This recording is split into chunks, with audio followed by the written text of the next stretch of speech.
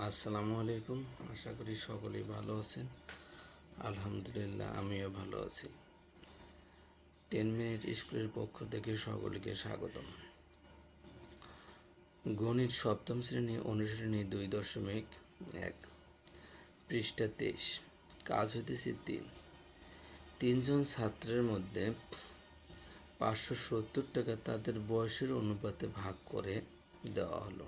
তাদের বয়স যথাক্রমে 10, 13 ও 15 বছর হলে কে কত টাকা পাবে? মোট কত টাকা ছিল? 570 টাকা।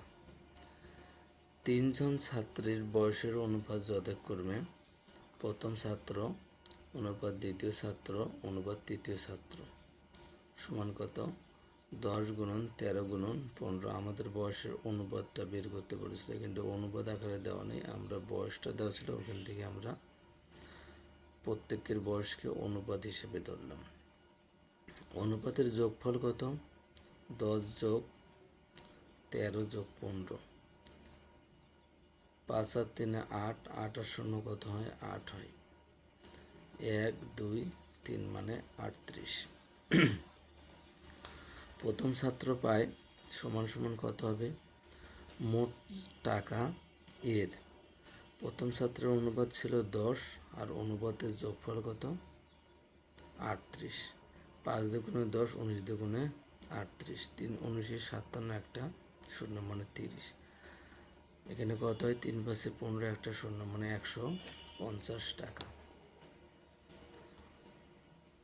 দ্বিতীয় ছাত্র পায় মোট টাকা এর দ্বিতীয় ছাত্রের অনুপাত ছিল 13, অনুপাতের যোগফল কত? 38। 38 দ্বারা যদি আমরা 557কে ভাগ করি কত পাবো? 15 পাবো।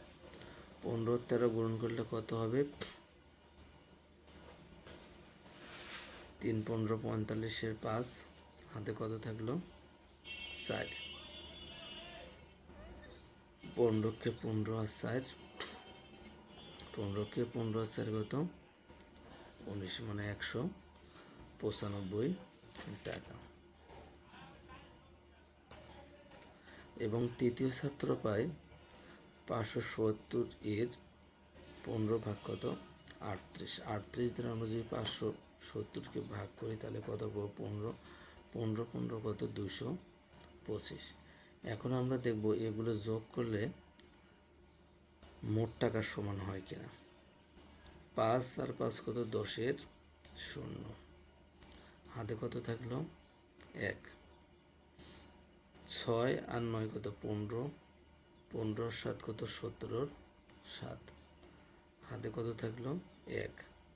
1 আর 2 3 4 5 মানে 570। মোট টাকা আমাদের 570 ছিল। তাহলে আমাদের অঙ্কের উত্তর 100% মিলে গেছে। উত্তর 550 টাকা, 195 টাকা, 200 কত? 25 টাকা। সকলকে ধন্যবাদ।